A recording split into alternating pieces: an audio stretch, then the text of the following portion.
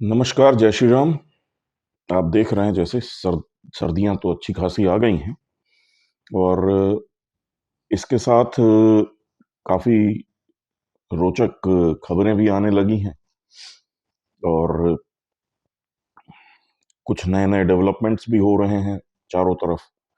और मैं जैसा पहले से कहता आ रहा हूँ कि ये पीरियड जो है 2030 तक, ये 2020 से 30 का पीरियड जो है 10 साल का, इसमें आपको वो सब देखने को मिलेगा जो अमूमन इतिहास में 100 साल, 150 साल में होता है। उतनी सारी घटनाएँ आपको इन 10 सालों में होती हुई दिखाई दे जाएँगी, जहाँ पे रोज़ के बेसिस पे तमाम चीज़ें बदल रही हैं और इतनी तेज़ी से बदल रही हैं कि किसी को समझ में नहीं आता कि कौन-सा कौन हमारा दोस्त है, कौन हमारा दुश्मन है, किसके साथ हमारे मित्रतापूर्ण संबंध हैं, किससे हमारी खींचतान चल रही है। अब आज पहले अपने देश की कुछ खबरें देख लेते हैं। तो एक खबर आई कल कि भारत ने एक समर करके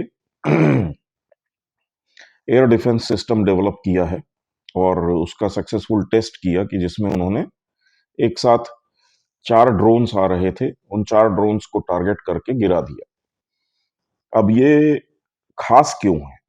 तो खास इसलिए है कि ये भारत ने अपना जुगाड़ टेक्नोलॉजी इसमें दिखाई है। तो जुगाड़ टेक्नोलॉजी क्या है? तो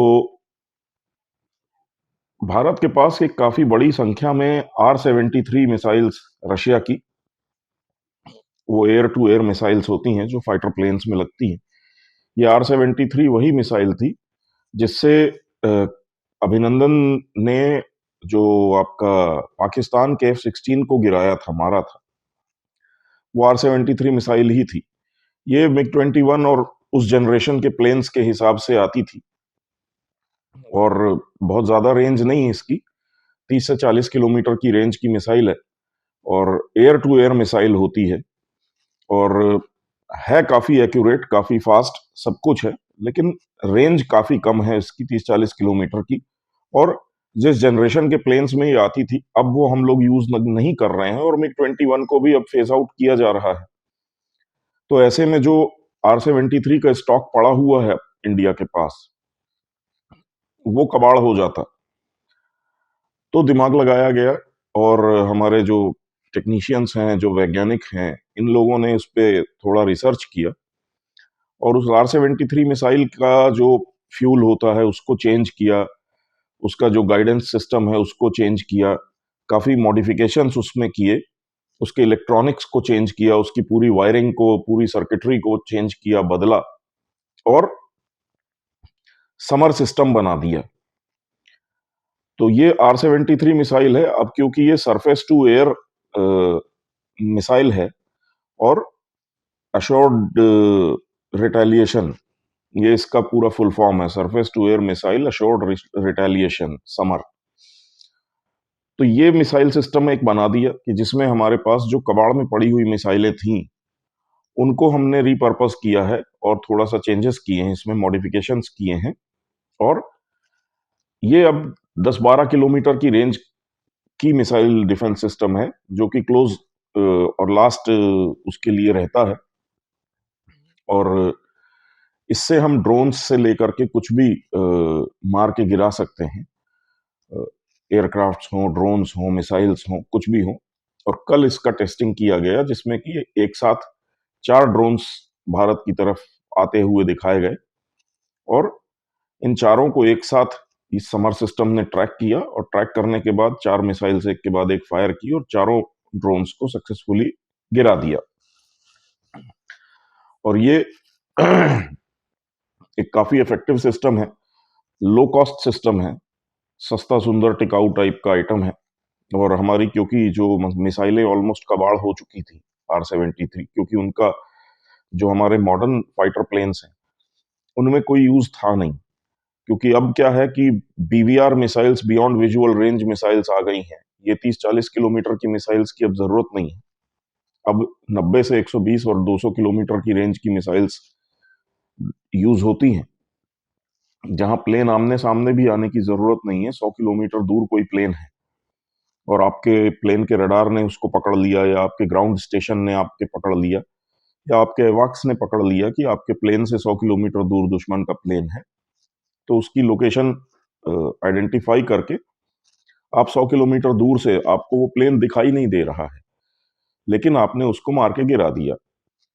अब वो क्षमता भारतीय वायुसेना के पास आ गई है। मतलब आप ये समझ लीजिए कि मान लीजिए भारत में कोई प्लेन अमृतसर के ऊपर हमारा उड़ रहा है फाइटर प्लेन और हमारे रडार्स ने ये डिटेक्ट किया कि पाकिस्तान के से लाहौर के एयरबेस से या उसके आसपास के किसी एयरबेस से कोई फाइटर प्लेन उड़ा है भारत की तरफ, तो भारत से हमारा प्लेन उस पाकिस्तानी प्लेन को लाहौर के ऊपर ही मार के गिरा देगा। उसके लिए उसको भारत के प्लेन को ना पाकिस्तान के अंदर घुसने की आवश्यकता है और ना उस पाकिस्तानी प्लेन को भारत के बॉर्डर में घुसने की आवश्यकता है। तो अब वो क्षमता आ चुकी है, उस टाइप की मिसाइलें आ गई, जैसे जो हमारा आकाश अ, सिस्टम है वो भी काफ़ी डेवलप हो गया है और कई मिसाइलें हमारी डोमेस्टिक हो गई हैं प्लस इम्पोर्टेड कई मिसाइलें जो मतलब रफ़ाल के साथ भी आती हैं अ, फ्रांस से। तो काफ़ी बड़ी मिसाइल की एक श्रृंखला अब हमारे पास 90 से 200 प्लस किलोमीटर की एयर टू एयर मिसाइल्स की है। तो ऐसे में आर-73 की अब ज़रूरत थी नहीं। लेकिन ये मिसाइलें भी करोड़ों रुपए की खरीदी गई थी। तो समर सिस्टम को एक डेवलप किया गया और समर सिस्टम के थ्रू हम इन मिसाइलों को एंटी एयरक्राफ्ट या एयर डिफेंस रोल में लेके आए हैं और 10 से 15 किलोमीटर की रेंज है। वेरी सक्सेसफुल और इससे क्या है कि एक नया बिज़नेस भी भारत ने ओपन कर लिया है क्योंकि बहुत सारे देशों के पास ये आर-73 मिसाइल्स का काफ़ी बड़ा स्टॉक पड़ा हुआ है और वो सारे देश भी जो है भारत को अब कॉन्टैक्ट करेंगे कि आप हमारे लिए भी हमारी मिसाइल्स को ये समर सिस्टम में कन्वर्ट करके दे दीजिए। तो ये एक अच्छा खासा ऑप्शन भारत ने टेबल पे रखा है और ये सॉल्यूशन तो हम उल्टा अब रशिया को भी भेज सकते हैं क्योंकि रशिया के पास तो रशियन मिसाइल ही थी आर-73 और उनके पास उसका तो बहुत बड़ा स्टॉक पड़ा होगा। तो इवन रशियंस भी अपने नॉट वेरी इंपॉर्टेंट टाइप के जो टारगेट्स हैं लोकेशंस हैं उनके डिफेंस के लिए ये समर सिस्टम्स बनवा सकते हैं। तो अच्छा खासा एक बिजनेस का ऑप्शंस भी यहाँ पे खुल गया है भारत के लिए। अब हम लोग आते हैं दूसरी खबर पे। तो दूसरी खबर कल से आ रही थी कि दाऊद इब्राहिम को किसी ने उसके घर में पॉइजन दे दिया और वो बेहोश मिला। उसके बाद उसको हॉस्पिटल ले जाया गया। फिर बाद में खबरें ये आनी शुरू हुई कि अ, शायद वो मर गया। अभी पाकिस्तान की तरफ से कोई कंफर्मेशन आया नहीं है और आएगा भी नहीं क्योंकि पाकिस्तान हमेशा से ये डिनाई करता रहा है कि दाऊद इब्राहिम नाम का कोई चीज उसके यहाँ पे पाई जाती है। तो जब उन्होंने उसका एग्जिस्टेंस ही नहीं कभी कबूला है कि दाऊद इब्राहिम हमारे यहाँ है, तो वो ये कैसे मान लेंगे कि दाऊद इब्राहिम मर गया है? तो इसलिए उनकी तरफ से कंफर्मेशन आएगा नहीं। और पिछले अगर देखा जाए तो 30-35 आदमी जो अननोन गनमैन वगैरह द्वारा मारे गए हैं पाकिस्तान में, ज़्यादातर का उन्होंने ना कोई कंफर्मेशन दिया है, ना डिनायल दिया है, ना उसके ऊपर कोई खास रिएक्शन दिया है पाकिस्तान ने। लेकिन दाऊद के खत्म होने के असर क्या होंगे? तो देखिए दाऊद का वैसे देखा जाए तो काफ़ी हद तक असर तो कम हो गया था भारत की मार्केट्स में से क्योंकि दाऊद बहुत समय से पाकिस्तान में है, भारत से बाहर है। तो एज़ अ रिज़ल्ट उसका भारत की मार्केट्स पे कंट्रोल। तो दाऊद इब्राहिम एक्चुअली क्या है बहुत लंबे समय से पाकिस्तान में रह रहा है। उस कारण से क्या है भारत में उसकी पकड़ थोड़ी-सी कमज़ोर हुई है, हालाँकि उसके गुर्गे-फुर्गे बहुत सारे हैं। तो फिर भी काफ़ी एक तगड़ा वो कंट्रोल करता है मार्केट भारत का। भारत में हवाला और सट्टा और ड्रग्स ये 3 जो धंधे हैं, इनमें दाऊद की काफ़ी तगड़ी वो थी, पकड़ थी। जिसमें से कि ड्रग्स के ऊपर तो बहुत तगड़ा क्रैकडाउन भारत ने किया हुआ है और बहुत बड़े-बड़े कंसाइनमेंट्स पकड़े गए और आपने देखा भी होगा कि बहुत सारे लोगों ने इसको लेकर के ज़बरदस्ती हंगामा काटने की कोशिश की कि अ, अडानी के पोर्ट पे इतना बड़ा ड्रग्स का कैसे पकड़ा गया, तो अडानी ज़िम्मेदार है। मूर्खतापूर्ण बातें। लेकिन समझने वाली बात है कि आप ये देखिए कि किसी भी घटना के बाद सबसे ज़्यादा शोर कौन मचा रहा है, तो आप समझ लीजिए कि तकलीफ किसको हुई है। जिसको तकलीफ होगी चिल्लाता वही है। तो यहाँ पे भी आपको अक्सर विपक्ष के कुछ चेहरे ड्रग्स पकड़े जाने पे हंगामा करते हुए दिखाई देंगे कि हाय हाय देखो मोदी ने क्या कर दिया और अडानी क्या करवा रहा है। भाई अडानी पोर्ट ऑपरेटर है, उनके यहाँ एक शिप आकर के लगी, शिप में से ड्रग निकली तो उसके लिए पोर्ट ऑपरेटर थोड़ी जिम्मेदार है। शिप वाला जिम्मेदार है, शिप शिप में जिसने कार्गो डाला वो जिम्मेदार है। लेकिन ये लोग हल्ला मचाएंगे कि अडानी की पोर्ट पे आया, अडानी की पोर्ट पे आया, ताकि ये बचा सकें कि वो ये सवाल ना उठे कि वो ड्रग भेजी किसने थी, उस ड्रग को यहाँ पे लेने वाला कौन था। ये जांच में ज्यादा ना फंस के सरकार थोड़ा डिफेंसिव हो जाए, तो ये इस टाइप का एक कवर अप का गेम खेला जाता है। तो ड्रग्स का काफी बिजनेस था उसका यहाँ पे, दाऊद का।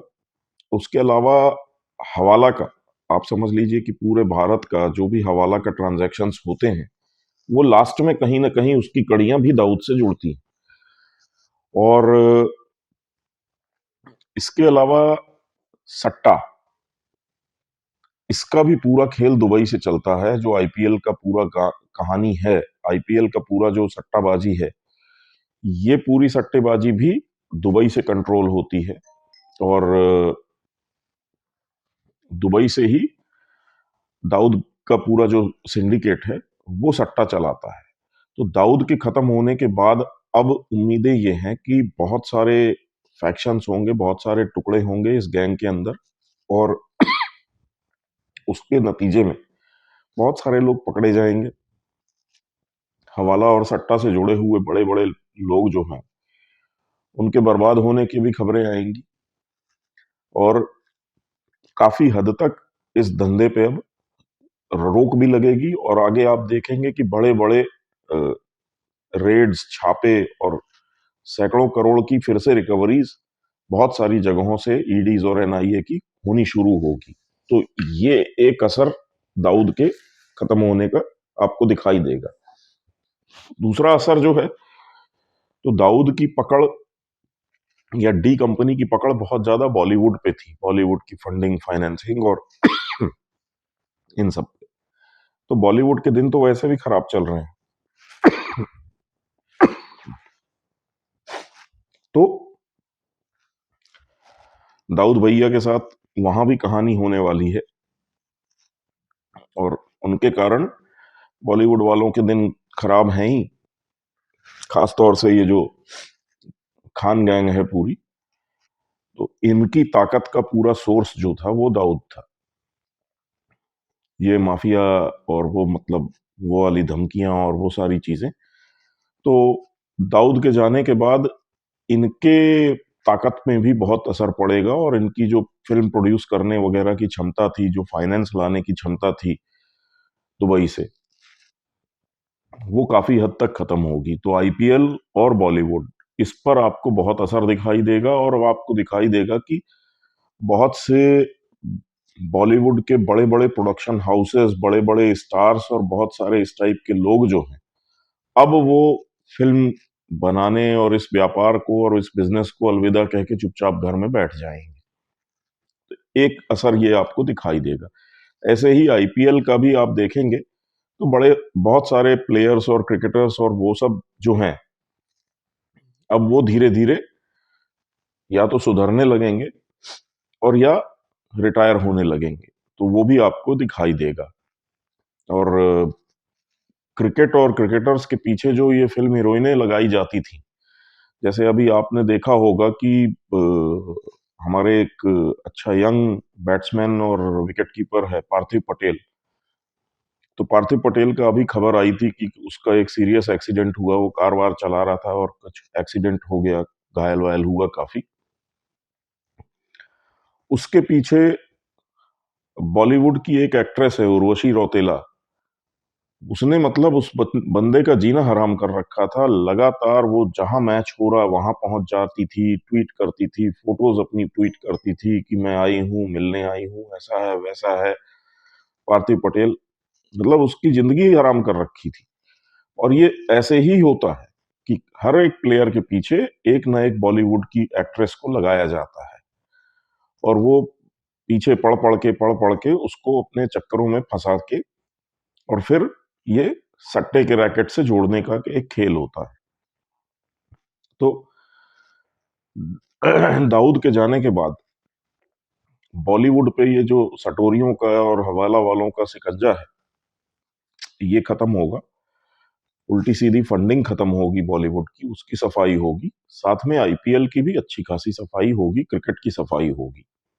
तो उस लिहाज से देखा जाए तो काफी अच्छा वो है। प्लस हवाला का अगर मेन नेटवर्क टूटता है तो आने वाले चुनावों में चुनाव की फंडिंग को लेकर के भी एक काफी बड़ा असर दिखाई देगा। तो आगे आगे देखिए, काफी इंटरेस्टिंग टाइम है, काफी पॉजिटिव न्यूज है, और इसलिए आपको उसके लिए भी शुभकामना। अब आते हैं पाकिस्तान पे।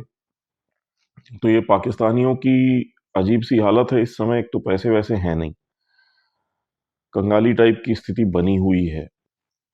अमेरिका गए थे ये भाई साहब आसिम मुनीर, लेकिन वहां से जो खबरें आ रही हैं वो मतलब बड़ी स्पष्ट और क्लियर खबरें नहीं आ रही हैं। मतलब जैसे इनको एंथनी ब्लिंकन से मिलना था, मुलाकात हुई भी शायद, लेकिन बड़ी लो की टाइप की मुलाकात रखी गई अमेरिका की तरफ से भी। मतलब कोई बहुत ज्यादा उस पर बयान या स्टेटमेंट्स आए नहीं। एक जनरल रूटीन टाइप का स्टेटमेंट आ गया कि हाँ आए थे, चर्चा हुई, और वहाँ उस एरिया के स्ट्रेटेजिक डिस्कशंस और ये सब हुए। स्ट्रेंज बात यह है कि इनको एज ए आर्मी चीफ पहले डिफेंस डिपार्टमेंट से मिलना था, लेकिन ये मिले पहले डिपार्टमेंट ऑफ स्टेट से। डिफेंस डिपार्टमेंट ने इनके साथ मुलाकात में बहुत ज्यादा इंटरेस्ट शो किया नहीं है, लेकिन शायद आज या कल इनकी मुलाकात हो गई होगी डिफेंस डिपार्टमेंट में। वहां से भी कोई खास स्टेटमेंट्स आए नहीं है। इनकी उम्मीद वहां पे जाकर के कुछ फाइनेंशियल मदद वदद मांगने की भी थी पाकिस्तान की। लेकिन इस समय अमेरिका के अंदर इतनी मारकाट मची हुई है फाइनेंस को लेकर के, पैसे को लेकर के, कि जो बाइडेन और रिपब्लिकन के बीच में एक घमासान मचा हुआ है। जो बाइडेन बोल रहे हैं कि हम 105 बिलियन डॉलर का एक बिल उन्होंने लाया है कि ये हमको पेमेंट करनी है, जिसमें से 60-65 कुछ बिलियन डॉलर वो इनको देना चाहते हैं यूक्रेन को, और 40 बिलियन डॉलर के आसपास इसराइल को मदद करने की बात है। और यूक्रेन को मदद नहीं देनी है के नाम को लेकर के शायद रिपब्लिकन्स ने ये बिल लटका रखा है। तो वहां पे अच्छी खासी एक खींचतान मची हुई है। पैसा उनके पास है नहीं, वो ना इसराइल को दे पा रहे हैं ना यूक्रेन को दे पा रहे हैं। ऐसी हालत में पाकिस्तान अगर जा करके मांग रहा है कि उनको दे दिया जाए मदद, तो मुश्किल है। तो वो वहां से फाइनेंशियल मदद मिलना तो मुश्किल है। लेकिन हाँ, खुराफाती लोग जो हैं वहां के, जो डिपार्टमेंट ऑफ स्टेट है, जो विदेश मंत्रालय है, एंथनी ब्लिंकन एंड कंपनी, तो ये मैं आपको जैसे शुरू से बोलता आ रहा हूं कि ये ओल्ड डीप स्टेट है। ये अक्सर पाया जाता है कि इनका पाकिस्तान को लेकर के काफी सॉफ्ट कॉर्नर रहता है, विदेश मंत्रालय जो है अमेरिका का। और नॉर्मली ये भारत विरोधी बयान और सोच लेकर के चलने वाले लोग हैं। तो उनसे ऑब्वियसली ये मिल करके आए हैं, और आगे क्या होता है ये हम लोग देखेंगे।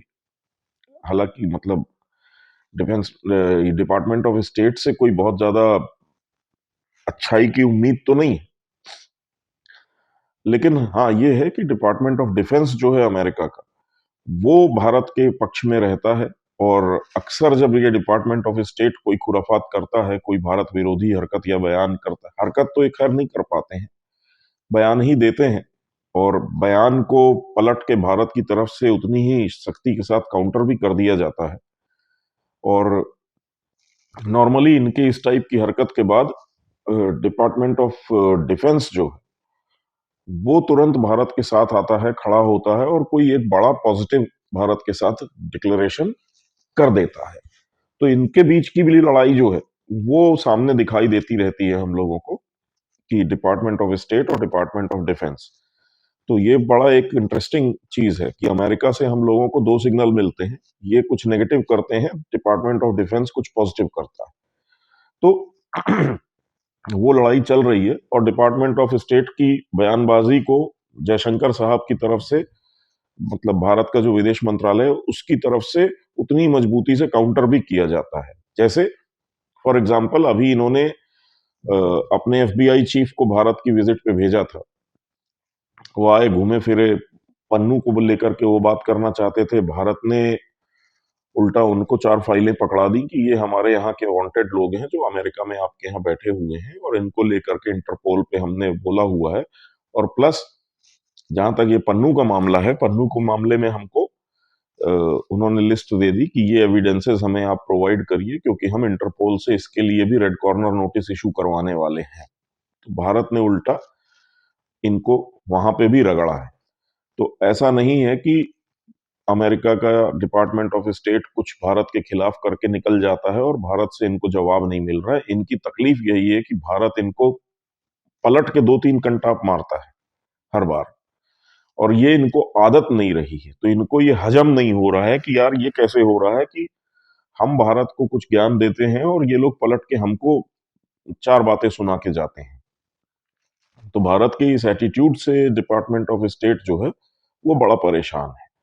वरना पहले ये लोग उल्टी सीधी ज्ञान भारत को देते रहते थे कि तुम्हारे यहाँ मानव अधिकारों का हनन हो रहा है, तुम्हारे यहाँ रिलीजियस माइनॉरिटीज के साथ बड़ा अत्याचार हो रहा है, तुम्हारे यहाँ महिलाओं को सुरक्षा नहीं है, तुम्हारे यहाँ जो दलित लोग हैं उनकी ऐसी तैसी की जा रही। जबरदस्ती के ये लोग अपनी रिपोर्टें बना बना करके भारत को कटघरे में खड़ा किए रहते थे। और भारत की पुरानी सरकारें जो हैं वो चुपचाप कटघरे में खड़ी हो जाती थी, संटी भी ला करके देती थी, लो साहब और मार लो हमें। मतलब ये मानव अधिकार या ये वो फालतू की चीजों को उठाते रहते थे और भारत में उनको खुश करने के लिए ये कमेटी बना दो, वो समिति बना दो। अब इनके यहाँ अ, 2 दिन पहले की आपको घटना बता रहा हूँ, या शायद कल कल ही खबर आई है वो। तो यूएससीआईआरएफ करके एक है, United state committee commission for religious वो फ्रीडम टाइप का कुछ कहानी है। अब यूएससीआईआरएफ में बेसिकली लेफ्टिस्ट जो वामपंथियों का अड्डा है वो पहली चीज। दूसरी चीज, उसमें पहले इनका क्रिश्चियन जो मिशनरी ऑर्गेनाइजेशंस हैं इनका दबदबा होता था। और तीसरा, आजकल इसमें ये इस्लामी जिहादियों का भी दबदबा है। तो ये तीन लोगों का एक गैंग है। क्रिश्चियन मिशनरीज हो गए, इस्लामिक हो गए, और आपका लेफ्टिस्ट हो गए। और ये यूएससीआईआरएफ को यूज करते हैं। और जिन देशों में इनको प्रॉब्लम फेस करनी पड़ रही है, अब जैसे कि भारत में अभी क्या हुआ है कि क्रिश्चियन मिशनरीज के नाम से या इनकी दाएं बाएं में बहुत सारी एनजीओज का एक नेटवर्क बना रखा था, और उसके थ्रू ये लोग काफी लंबी चौड़ी फंडिंग भारत में लेके आते थे कन्वर्जन करने के लिए। तो भारत ने हजारों की संख्या में एनजीओज को जांच की और बैन कर दिया। उन्होंने रिटर्न्स वगैरह जो हैं भारत में वो फाइल नहीं की थी, ढंग से उसकी रिपोर्टिंग नहीं की थी। उसके बेसिस पे इनकी सबकी जो एफसीआरए है वो कैंसिल कर दिया, बहुत सी एनजीओ का रजिस्ट्रेशन रद्द कर दिया। सब कुछ भारत ने किया, तो उससे ये लोग बहुत तिलमिलाए हुए हैं। उसके बाद यूएससीआईआरएफ ने भारत में ये बोला कि हमको आपके यहाँ स्टडी करने के लिए, ऑडिट करने के लिए आना है कि रिलीजियस फ्रीडम को लेकर के आपके यहाँ स्थिति क्या है। इस पे भी भारत की सरकार ने इनको लात मार के भगा दिया कि भगो यहाँ से, तुम्हारे जैसे लोग हमको चाहिए ही नहीं, भारत के अंदर घुसना भी मत। तो इनको वीसा ईसा कुछ नहीं दिया।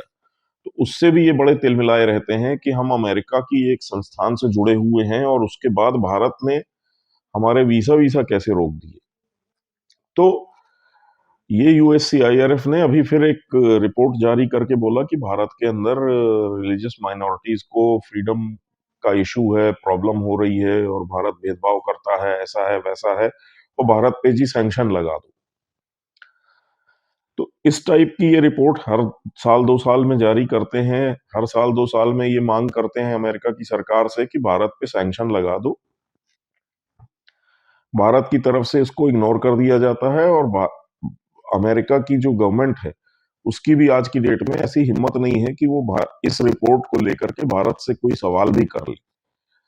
तो कोशिश जारी है और ये यूएससीआईआरएफ और इस टाइप के 3-4 ऑर्गेनाइजेशंस हैं अमेरिका की, जो डिपार्टमेंट ऑफ स्टेट जो मैं आपको बता रहा हूँ, इन लोगों का एक पूरा नेटवर्क है और ये एक दूसरे को सपोर्ट करके टारगेट करने की कोशिश करते हैं भारत को। अब जैसे रिलीजियस फ्रीडम को लेकर के ये कभी चाइना को कटघरे में नहीं खड़ा करते हैं, जहां पे किसी भी रिलीजन की कोई वो नहीं है, फ्रीडम नहीं है। मतलब चाइना की सरकार ने आप समझ लीजिए कि बाइबल अपनी अलग लिख रखी है। चाइना में जो बाइबल क्रिश्चियंस को दी जाती है पढ़ने के लिए, वो बाइबल चाइना के हिसाब से लिखी हुई है। उस बाइबल को अगर आप नॉर्मल बाइबल से मैच कराएंगे तो आपको कोई सिर पैर नहीं मैच होगा। लेकिन कर रखा है चाइना ने कि हमारे यहाँ रहना है तो हमारी लिखी हुई बाइबल पढ़नी पड़ेगी। अभी आजकल वो लोग कुरान लिख रहे हैं चाइना वाले, तो उनका मुसलमानों को भी यही कहना है कि कुरान भी जो है वो हम चाइनीज वाली देंगे तुमको, तुमको यही पढ़नी पड़ेगी।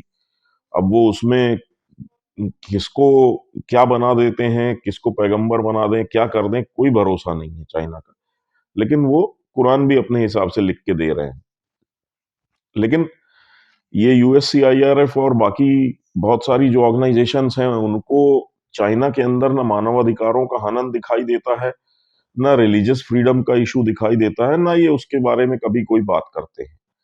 लेकिन हाँ, भारत के लिए ये अक्सर रिपोर्ट लेकर के आ जाते हैं कि आपके यहाँ जी रिलीजियस फ्रीडम नहीं है।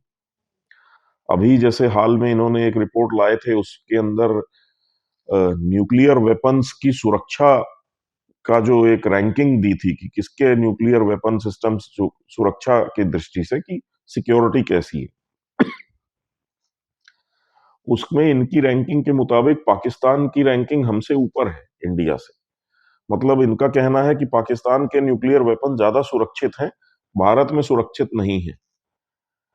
तो ये इस टाइप की उल जलूल रिपोर्ट। अब जैसे एक आती है इनकी हंगर इंडेक्स। अब हंगर इंडेक्स में भी इनका ये कहना है कि अफगानिस्तान भारत से ऊपर है। मतलब हंगर के मामले में भारत में लोग भूखे मर रहे हैं, अफगानिस्तान में नहीं मर रहे हैं, और वो बेचारे हमसे गेहूं मांगते रहते हैं। और इनकी हंगर इंडेक्स जो है, ऐसे ही इनकी एक हैप्पीनेस इंडेक्स है। उस हैप्पीनेस इंडेक्स में अफगानिस्तान और पाकिस्तान के लोग भारत से ज्यादा खुश हैं। जो समझदार पाकिस्तानी है वो भी देख करके हंसते हैं, सर पीटते हैं कि यार हमारे यहाँ खुश कौन है। उस आदमी को ढूंढो जिसके कारण ये हंगर इंडेक्स में हमारा नंबर भारत से ऊपर चला गया है। तो ये इंडेक्स और ये सारी रिपोर्टें और हमारा जाहिल मीडिया, मैं फिर कहूंगा ये जाहिल अनपढ़ गंवार पत्रकार और मीडिया और ये संपादक, ये बिल्कुल इज्जत के लायक नहीं है और ना इनको कोई सम्मान देने की आवश्यकता है। यही जाहिल लोग आपको ये नहीं बताएंगे कि ये इंडेक्स या ये रिपोर्ट जो आई है ये कितनी घटिया और वाहियात है, लेकिन ये आपको ये जरूर बताएंगे कि देखो जी, हंगर इंडेक्स में हमारा ये हाल है, देखो जी पॉवर्टी में हमारा ये हाल है, देखो जी हैप्पीनेस इंडेक्स में अफगानिस्तान और पाकिस्तान भी हमसे ऊपर है, हम सब तो रो रहे हैं। मतलब जो खेल वो खेलना चाहते हैं, ये फर्जी रिपोर्टें बना के हमारा मीडिया एज इट इज, क्योंकि ये जाहिल लोग हैं, पढ़े लिखे हैं नहीं, पत्रकार बन गए हैं, एडिटर बन गए हैं और सरकार की चापलूसी करके करोड़पति बन गए हैं। तो इनको बुद्धि तो है नहीं कि भाई ये रिपोर्ट आई है तो इसका मकसद क्या है, इसका पर्पस क्या है, और इसको हम जरा बारीकी से खंगाल के देखें कि इसकी असलियत क्या है। उतना नहीं, वहां से आ गई और अंग्रेज ने लिखी है, वाह वाह वाह, ये तो बिल्कुल एक नंबर है, छाप दो। तो ये वो चक्कर चलता रहता है। तो इसलिए आप लोग भी सतर्क रहें। अक्सर सोशल मीडिया पे भी ऐसी रिपोर्टें आती हैं और बहुत वायरल होती हैं, तो उनको बहुत ज्यादा सीरियसली लेने की जरूरत नहीं है। हो सके तो आप उस रिपोर्ट को गूगल पे सर्च करें, कहाँ से निकली है, किसने प्रिंट की है, किसने टाइप की है, और कुछ सोर्सेज हैं जैसे डिसइन्फो लैब वगैरह हैं, भारत की तरफ काम करते हैं ये लोग, और इस टाइप के फर्जी प्रोपेगेंडा जो वेस्ट से बनता है उसको ये लोग उधेड़ते रहते हैं। तो कभी अगर होता है तो डिसइन्फो लैब की साइट पे चले जाएं या उनके ट्विटर हैंडल पे चले जाएं और चेक करें कि ये रिपोर्ट जो आई है इसके बारे में डिसइन्फो लैब ने क्या एनालिसिस दिया है, क्योंकि उनका काम यही है डिसइन्फो लैब का, और उससे ये लोग बड़े परेशान रहते हैं। तो आज मैंने थोड़ा सा सोचा कि आपको इस सिलसिले में भी बता दूं कि गेम क्या चलता रहता है इंटरनेशनल डिप्लोमेसी में।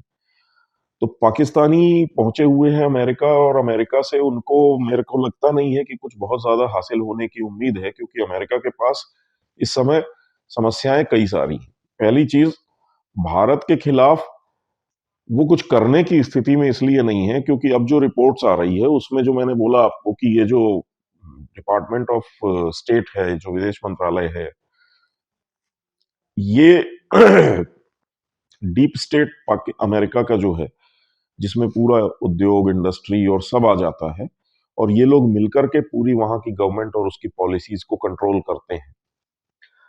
तो इस डीप स्टेट का सिर्फ 6-7% हिस्सा वो इनके साथ एंटी इंडिया वाले मोड में लगा हुआ है, जिसमें ये जॉर्ज सोरोस, ओमिडियार नेटवर्क और ये सब है। तो ये 6-7% ही है। बाकी 94%, 95% के आसपास या 90% प्लस कह लीजिए, वो हिस्सा जो डीप स्टेट का है वो आज भारत के साथ अलाइन होके आगे बढ़ना चाहता है।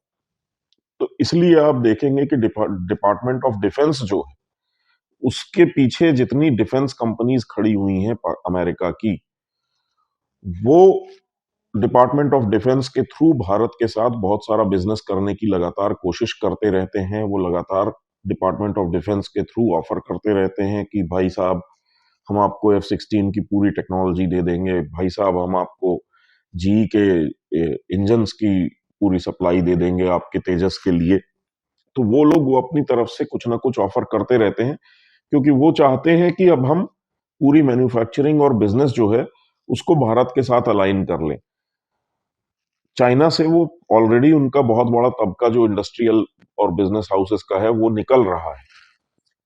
वो भी चाह रहे हैं कि हम भारत में बेस बनाएं, क्योंकि भारत में चाइना से ज्यादा बड़ी मिडिल क्लास और तगड़ी पॉपुलेशन एक है, बाइंग पावर अच्छा खासा बन रहा है भारत के अंदर।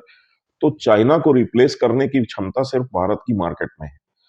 इनको मार्केट भी चाहिए होती है और इनको एक मैन्युफैक्चरिंग बेस भी चाहिए होता है। मैन्युफैक्चरिंग बेस का मतलब एक बड़ी पॉपुलेशन होगी तो आपको वर्कफोर्स मिलेगी, हर तरह के क्वालिफाइड और एजुकेटेड लोग मिल जाएंगे। तो इन सारे मामलों में भी देखा जाए तो वर्कफोर्स के लिहाज से भी भारत चाइना से बेटर ऑप्शन है।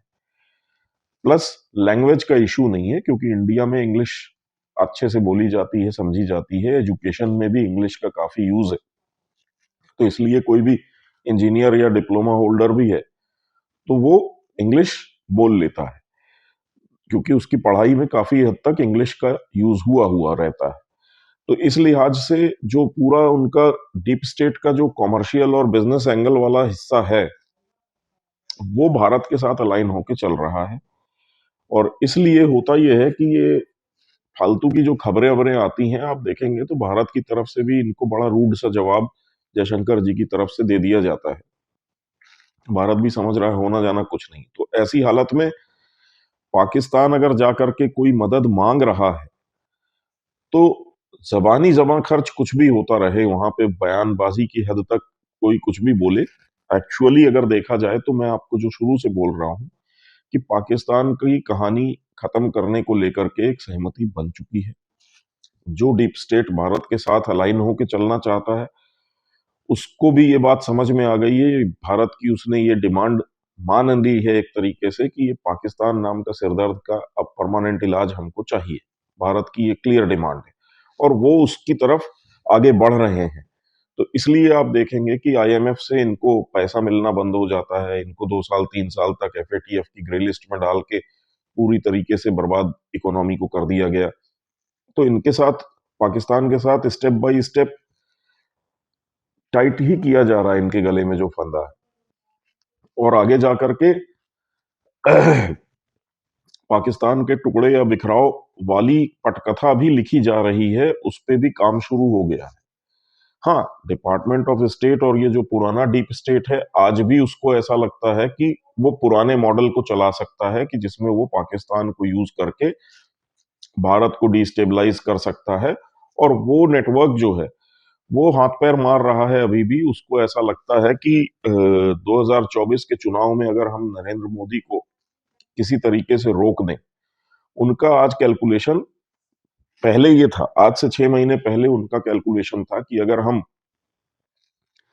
भाजपा को 240-50 सीट पे रोक देते हैं, तो उस हालत में फिर ये स्थितियां पैदा हो जाएंगी कि नरेंद्र मोदी के अलावा भाजपा को किसी और को मुख्यमंत्री, प्रधानमंत्री बनाना पड़ेगा। तो पहले ये लोग चले कि हम मोदी को आने नहीं देंगे, वहां से ये लोग चले, मतलब मोदी को नहीं, भाजपा को ही नहीं आने देंगे। इनका पहला जो अगर गोल बोला जाए तो ये था 2019 में, कि भाजपा को हरा दो, कांग्रेस को वापस लाओ। वो नहीं हो पाया। तो 24 के लिए इन लोगों ने टारगेट रखा कि ठीक है, भाजपा अगर आ भी जाती है तो 240-50 सीट पे आ जाए भाजपा, तो उसके बाद जोड़ तोड़ की सरकार बनेगी और वहां पे हम लोग शर्त ये रखवा देंगे कि मोदी को हटा दो, किसी और को ले आओ। अब वो होता दिख नहीं रहा है।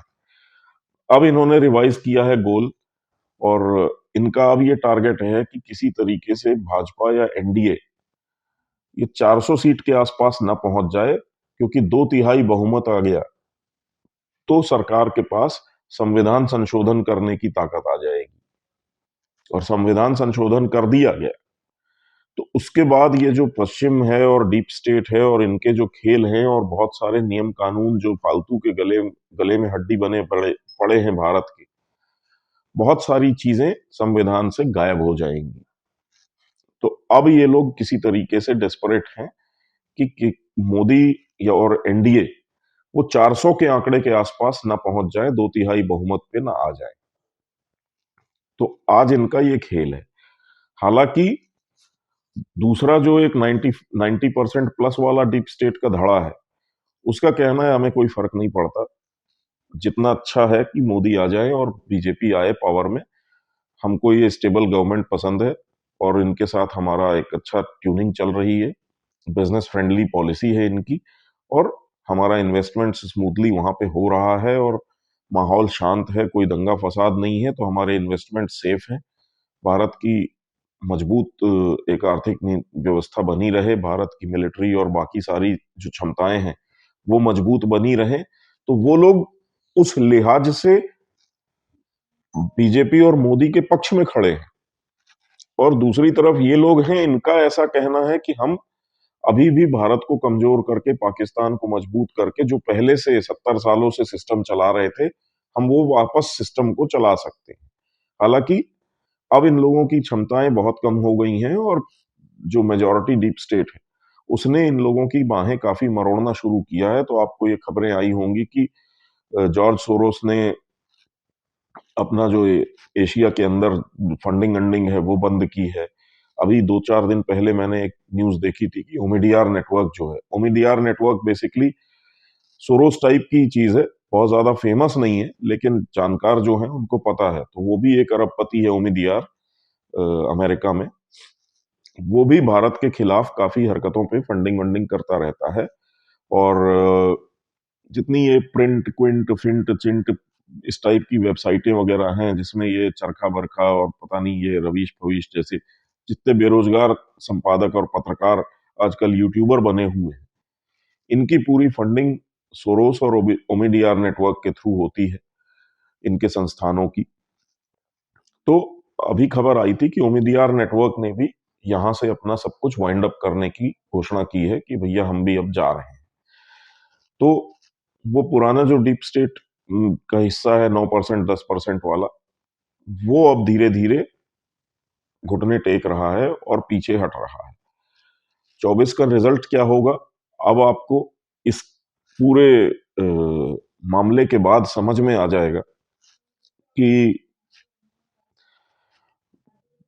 कहाँ लगे हो चक्कर में, कोई नहीं है टक्कर में।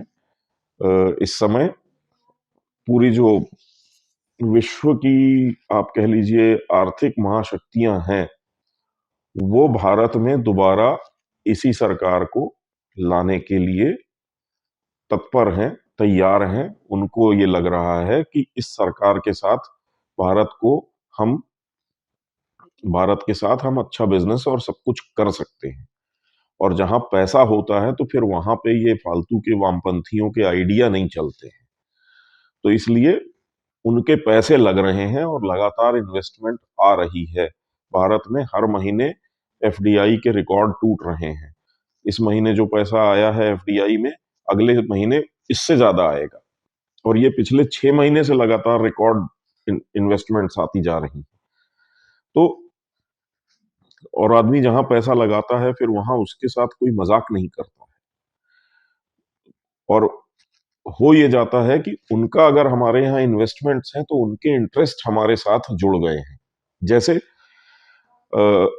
कश्मीर में यूएई का काफी इन्वेस्टमेंट आ गया। तो अब आप समझ लीजिए कि पाकिस्तान की हिम्मत नहीं है कि वो कश्मीर के अंदर बहुत ज्यादा कोई आतंकवादी हमले करवाने की सोच भी सके, क्योंकि यूएई और अरब ने पैसा लगाना शुरू किया हुआ है कश्मीर में। अब कश्मीर में उनका बिजनेस इंटरेस्ट है, और अगर आतंकवाद वगैरह की घटनाएं होती हैं तो उनके बिजनेस को चोट पहुंचती है, उनकी इनकम पे चोट लगती है। और उन्हीं से जाकर के पाकिस्तान को भीख मांगनी होती है, कभी तेल के लिए, कभी रोटी के लिए, कभी किसी चीज के लिए। तो ये एक म्यूचुअल अंडरस्टैंडिंग होती है। ऐसे ही अमेरिका की बहुत सारे बिजनेस हाउसेस जो हैं, उनके इन्वेस्टमेंट्स भारत में लगातार बढ़ रहे हैं। जैसे एप्पल ने अपना मेजर प्रोडक्शन भारत में लाना शुरू कर दिया है। अभी घोषणा हुई कि बैटरी का जो पूरा मैन्युफैक्चरिंग है एप्पल का, वो भी भारत आ रहा है। टेस्ला ने अपनी घोषणा कर दी कि हम अपनी कारें यहाँ बनाएंगे इंडिया में। तो जब ये बड़े बड़े ब्रांड्स और सब कुछ भारत में आएंगे तो उसके बाद इनके इंटरेस्ट होंगे, ये खुद लॉबी करेंगे कि भाई भारत में कोई डिस्टरबेंस होना नहीं चाहिए। भारत के खिलाफ अमेरिका की गवर्नमेंट का कुछ भी एक बयान आएगा तो वहीं की जो बिजनेस लॉबी है वो तुरंत अपना मैनेजमेंट खड़काना शुरू कर देती है कि भाई साहब क्या कर रहे हो, हमारा इतना पैसा लगा है वहां पे, तुमको चंदा चाहिए कि नहीं चुनाव लड़ने के लिए। फिर वो वाली बात हो जाती है। तो इसलिए इस नजरिए से जब आप देखेंगे तो आने वाले चुनाव में विपक्ष के पास एक टारगेट है। वो सिर्फ इतना है कि किसी तरीके से भाजपा और एनडीए को 400 के नीचे रोक लो। तो 19 में कांग्रेस सरकार बनाने का सपना देख रही थी। 23 में उनकी ये सोच थी कि हम किसी तरीके से 240 तक भाजपा को रोक करके मोदी को हटा देंगे। अब चुनाव आते आते उनका गोल ये हो गया है कि हम 400 के नीचे रोक दें ताकि ये लोग संविधान संशोधन न कर डालें। तो आने वाला समय काफी इंटरेस्टिंग है। और अभी तक अगर आप देखेंगे तो अगर ये लोग अपने गोल को बार बार बदल रहे हैं तो इसका मतलब है कि हम जीत रहे हैं। तो नमस्कार, जय श्री राम, धन्यवाद।